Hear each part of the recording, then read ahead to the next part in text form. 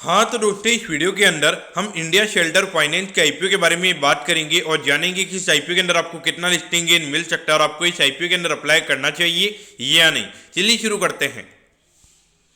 तो देखिए, सबसे पहले अगर हम यहाँ पे आईपीओ के डिटेल्स के बारे में अगर हम बात करेंगे तो देखिए 13 दिसंबर को ये आईपीओ में स्टार्ट होता हुआ नजर आएगा और 15 दिसंबर को ये आईपीओ में क्लोज होता हुआ नजर आएगा। अगर हम इश्यू साइज की अगर हम बात करेंगे तो 1200 करोड़ के लगभग का इश्यू साइज हमें यहाँ पे नजर आता है। इसमें से अगर हम 800 करोड़ की अगर हम बात करेंगे तो ये पैसा कंपनी के पास में हमें जाता हुआ नजर आएगा और बाकी के 400 करोड़ की अगर हम बात करेंगे तो ये पैसा जो कंपनी के प्राइवेट इक्विटी इन्वेस्टर्स है वो हमें यहाँ पे बेचते हुए नजर आ रहे हैं। अब अगर हम यहाँ पे कंपनी के प्राइस बैंड की अगर हम बात करेंगे तो देखिए 493 के कट ऑफ प्राइस पे कंपनी हमें यहाँ पे शेयर देती हुई नजर आ रही है और अगर हम एक लॉट के अगर हम बात करेंगे तो एक लॉट के हमें यहाँ पे 30 शेयर्स यहाँ पे नजर आते हैं। तो ऑल ओवर देखा जाए तो यहाँ पे अगर हम रिटेल कोटा की अगर हम बात करेंगे तो 35% के लगभग का रिटेल कोटा है, यानी कि लगभग 420 करोड़ के लगभग का रिटेल कोटा हमें यहाँ पे कंपनी का नजर आता है। तो यानी कि यहाँ पे जो अलॉटमेंट के चांसेस है वो यहाँ पे रिटेल के ना मेरे ख्याल से काफी ज्यादा यहाँ पे रहने वाले हैं। अब अगर हम यहाँ पे कंपनी के फंडामेंटल्स की अगर हम बात करेंगे तो देखिए ये कंपनी की हाउसिंग लोन से कंपनी प्रोवाइड करवाने का काम करती है। जो लगभग 50 लाख तक के जो लोन होते हैं वो ये कंपनी प्रोवाइड करवाने का काम करती है, यानी कि जो स्मॉल टिकट साइज होते हैं तो वो लोन से कंपनी प्रोवाइड करवाने का काम करती है। अगर हम कंपनी के मेन कस्टमर्स की अगर हम बात करेंगे तो जो मिडिल इनकम वाले जो भी कस्टमर्स होते हैं तो वो यहाँ पे मेन हमें कंपनी के कस्टमर्स नजर आते हैं और उसके अलावा जो लोअर मिडिल क्लास वाले जो लोग होते हैं वो हमें यहाँ पे मेन कंपनी के कस्टमर्स यहाँ पे नजर आते हैं। यानी कि नॉर्मली अगर आप देखोगे जो लोग नॉर्मली 1 करोड़ के नीचे के जो घर लेते हैं तो वो यहाँ पे मेन हमें कंपनी के कस्टमर नजर आते हैं। अब अगर हम यहाँ पे कंपनी के कुछ वैल्यूएशन के पैरामीटर्स की अगर हम बात करेंगे तो देखिए लगभग 5300 करोड़ के मार्केट कैप पे ये कंपनी का आईपीओ में आता हुआ नजर आ रहा है। अगर हम फॉरवर्ड पी के हिसाब से अगर हम बात करेंगे तो लगभग 27-28 के फॉरवर्ड पी पे ये कंपनी का आईपीओ में आता हुआ नजर आ रहा है। तो कहीं ना कहीं वैल्यूएशन वाइज अगर हम बात करेंगे तो बाकी अगर हम सेक्टर के अंदर अगर हम बात करेंगे तो लगभग 25-30 के लगभग अगर हम देखेंगे तो होम फर्स्ट फाइनेंस करके एक कंपनी है जिसका अगर हम प्रॉफिट की अगर हम बात करेंगे तो लगभग 300 करोड़ के लगभग का प्रॉफिट इस साल होम फर्स्ट फाइनेंस का हो सकता है। और अगर हम ये कंपनी की अगर हम बात करेंगे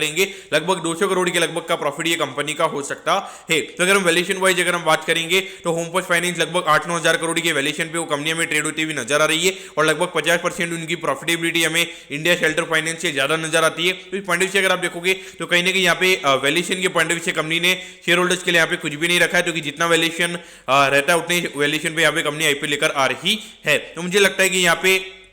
हो सकता है कि एक बार के लिए आपको थोड़ा 10-15% का जो लिस्टिंग है नहीं मिलता है वो आपको यहाँ पे मिल जाएगा। लेकिन अगर आपको long term point of view से अगर आपको थोड़ा स्टेगनेंट ग्रोथ वाली अगर आपको कंपनी चाहिए, यानी कि 15-20% से अगर आपको ग्रोथ वाली कंपनी चाहिए तो उस पॉइंट ऑफ व्यू से आपने यहाँ पे long term point of view से यहाँ पे पैसा डालना चाहिए। मेरे ख्याल से short term point of view से मुझे नहीं लगता कि यहाँ पे कोई ज्यादा लिस्टिंग है आपको मिलता हुआ नजर आएगा, क्योंकि अभी डाउन इंडस्ट्री करके यहाँ पर अगर हम देखेंगे तो वहाँ पे जीएमपी में काफी बड़ा इंटरेस्ट हमें बनता हुआ नजर आ रहा है और ऑलरेडी अगर हम देखेंगे 60% के लगभग का जीएमपी हमें डाउन का नजर आता है। तो कहीं ना कहीं देखा जाए तो वहाँ पे अच्छा खासा पैसा पब्लिक का हमें जाता हुआ नजर आएगा। तो मुझे लगता है कि ये आईपीओ इतना हमें सब करे होता हुआ नजर नहीं आएगा, लेकिन इसका मतलब ये नहीं कि यहाँ पर आपको कंफर्म अलॉटमेंट मिलेगी। मेरे ख्याल से यहाँ पर अलॉटमेंट आपको अच्छी खासी मिल जाएगी। लेकिन